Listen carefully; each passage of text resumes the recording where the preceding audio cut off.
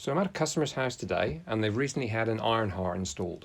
Now they're having trouble lighting it. Now these stoves are notoriously difficult to light for the first time, so I'm just going to take them through the procedure.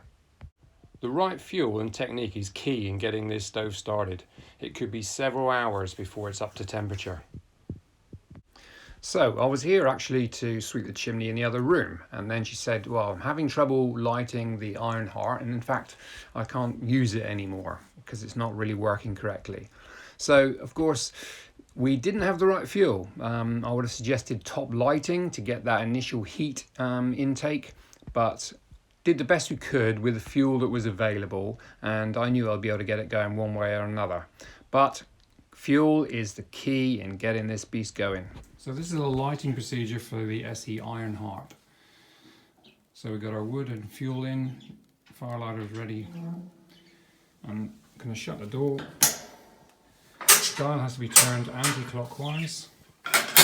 Secondary combustion to the left and primary lever to the left. Damper to the back. Damper fully open. If there's an initial slow take up, you can just open the door just to give it a little bit more air to help it along its way. As you can see, the customer didn't have the right fuel. What you should try and achieve is a top lighting scenario where your base wood is at the bottom, lovely good quality kindling on top. This will then improve and help the startup of any appliance.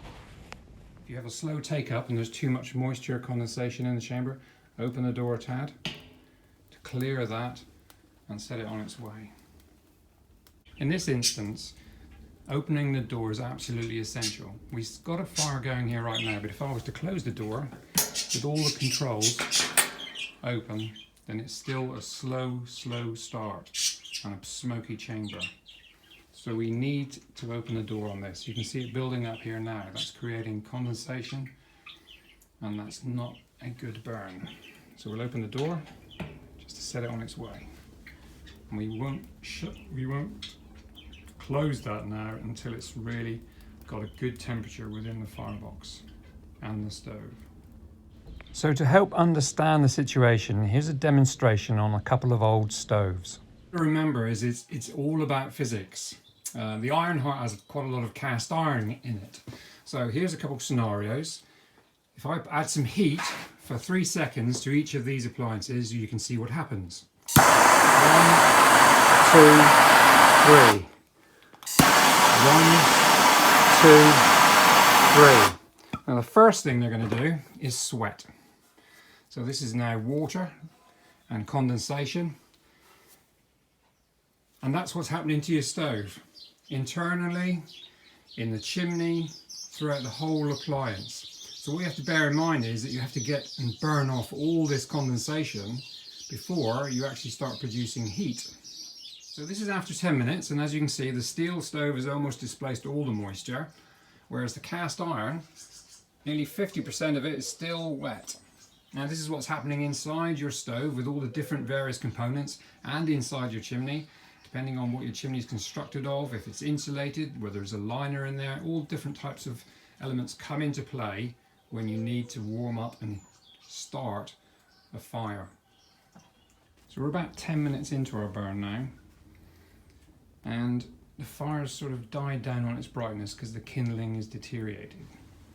So what we have in the customer's barrel is quite a lot of oak, and that's really no good for getting this fire up to temperature. If I was to put the oak on now, it'll probably kill it. So we need to get some soft wood in to build up the temperature, keep that temperature high before we start adding fuel like oak. So we're now about 20 minutes into the fueling, and it's died down a bit, so it needs to still be left in this position, door open here in this circumstance, for another good 20 minutes to half an hour really, adding nice light bits of fuel, soft wood, just to get it up to temperature, because we are still cold to the touch. And we can only start shutting the controls and controlling the fire when it's up to temperature. So here we are a year after the I showed you how to use the fire. Did it work? Absolutely, made my life so much easier because I don't light it very often, and of course you forget where's all the buffers and everything got to go. That's right. And it's perfect. Ideal. Yeah. So yeah. I was so grateful for you taking the time to do that with me because That's I all just after what happened, I just absolutely lost confidence. Yeah. Well, that's understandable. I'm glad it helped, and thanks for giving permission for me to share this with others who are having the same experience.